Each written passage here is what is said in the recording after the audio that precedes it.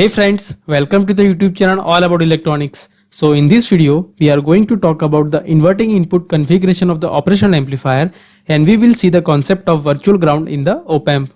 Now in the last video, we had seen the basics of this operational amplifier, and we had seen that this op-amp is a very high gain differential amplifier, and the gain of the op-amp used to be in the range of 10 to the power 5 to the 10 to the power 6. And we had seen that even if we apply a very small amount of differential input voltage between the input terminals of this op-amp, then also the output will be get saturated towards the bias points.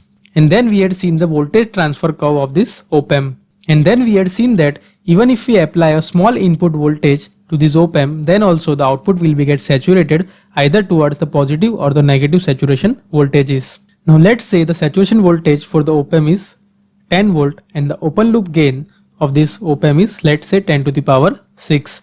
So this op-amp will be get saturated at a 10 microvolt of differential input voltages. So now whenever we want to use this op-amp as an amplifier, we need to use this in a linear region, that means in this region, so that the input and output has a linear relationship. But whenever we are using this op-amp in open loop configuration, then this linear range is very small. So if we want to use this op-amp as an amplifier, then we need to somehow control the gain of this amplifier. And we can do so by applying the feedback from output to the input side. So there are two ways by which we can apply this feedback. One is providing the feedback from output to this positive input terminal, or let's say non-inverting input terminal. And the second is providing the feedback from output to this inverting input terminal. Now whenever we are providing the feedback from this output to this non-inverting input, then that kind of feedback is known as the positive feedback, because here fraction of the output voltage is getting added to this non-inverting input. Now whenever in any system we are using the positive feedback, then this positive feedback leads that system into the instability. So we cannot use this positive feedback alone. So now here, to control the gain of this op-amp, we need to go for this negative feedback. That means we need to feed the fraction of output voltage to this inverting input terminal. Now here there are three ways by which we can apply the input to this op-amp. The first is applying the input to this non-inverting input terminal and grounding this negative input terminal. Second is providing the input to this inverting input terminal and grounding this positive terminal. And third is providing the input to both the non-inverting as well as the inverting input terminals.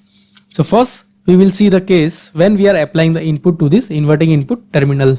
So let us say we have applied the input to this inverting input terminal through one resistor R1, and we are providing the negative feedback from output to this inverting input terminal via this feedback resistor RF. So now whenever op-amp is used in this configuration, then this configuration is known as the inverting op-amp configuration. So now in this configuration, let us find out the relation between this output and the input voltages, and let us see how we can control the gain of the op-amp by using this feedback resistor RF and this resistor R1. So let us find the relationship between this output and input in terms of this feedback resistor RF and R1. So now before we derive this expression, let us understand the concept of virtual ground in the op-amp. And this concept of virtual ground is applicable when we are providing the negative feedback to this op-amp. Now let us say for the given op-amp, the open loop gain of this op-amp is 10 to the power 6. And we know that the output voltage Vout of op-amp can be given as A times the differential input voltage. That is the input voltage between this inverting and the non-inverting input terminals. Now here let us assume that through this negative feedback we are controlling the output voltage of this op-amp in such a way that the output voltage is always less than the saturation voltage, or we can say that we are operating this op-amp in a linear region. So let's assume that the output voltage is 10 volt. So we can say that 10 volt, that is equal to 10 to the power 6 times this differential input voltage, or we can say that the differential input voltage is equal to 10 microvolt. Now here this differential input voltage is nothing but the difference between this inverting and the non-inverting input terminals. So we can write this differential input voltage as V plus minus V minus, that is equal to 10 microvolt. Now here this 10 microvolt is a very small signal and we can almost neglect it. So we can write this V plus minus V minus as approximately equal to 0 volt. or we can say that V plus that is equal to V minus. It means that the inverting and the non-inverting input terminals are at the same potential, or we can say that there is a virtual short between this inverting and the non-inverting input terminals. Now here the term virtual means that these two terminals are not actually short circuited, but they are virtually short circuited. So whatever voltage that appears at one terminal, the exact same voltage will be appear at the another terminal. So now in this configuration, this non-inverting input terminal is grounded. So we can say that V plus that is equal to 0. So according to this conclusion, V minus should be equal to 0. It means that this terminal is not actually grounded, but it will act as a virtual ground. So this negative feedback will ensure that the difference between this inverting and the not inverting input terminal is very small, or we can say that it is almost negligible, and because of that we can consider this both input terminal at a same potentials. So this concept is known as the virtual ground concept. So now let us use this concept of virtual ground and let us derive the expression between this V out and V in. Now here let us say the current I1 is the current that is flowing through this resistor R1, and let us say this node is the node X, and let us say the current that is flowing through this resistor RF is IF. Now in the last video we had seen that the op-amp has a very high input impedance, or if we consider the ideal op-amp, then the input impedance of the op-amp is infinite. It means that no current is entering into this op-amp, or we can say that current I that is equal to 0.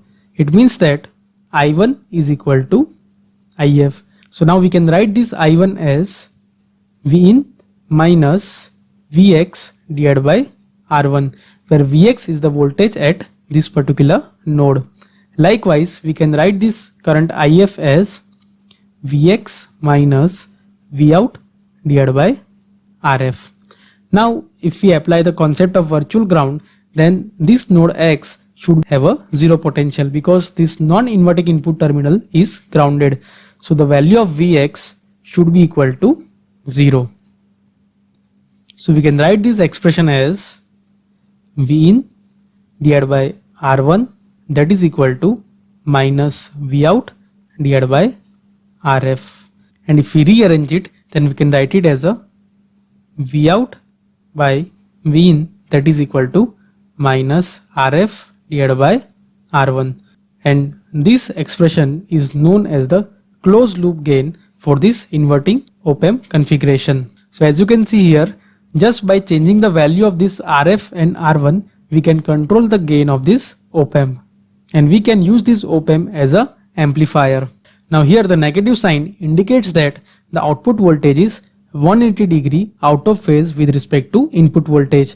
So let's say if we have applied the sinusoidal signal at the input, then at the output we will get the amplified sinusoidal signal which is having a 180 degree phase with respect to input signal, and that is why this configuration of the op-amp is known as the inverting configuration, because the output will be get inverted with respect to input voltage. So let's say in this case, if RF is equal to 2 kilo ohm and R1 is equal to 1 kilo ohm, then the gain of the op-amp will be equal to 2.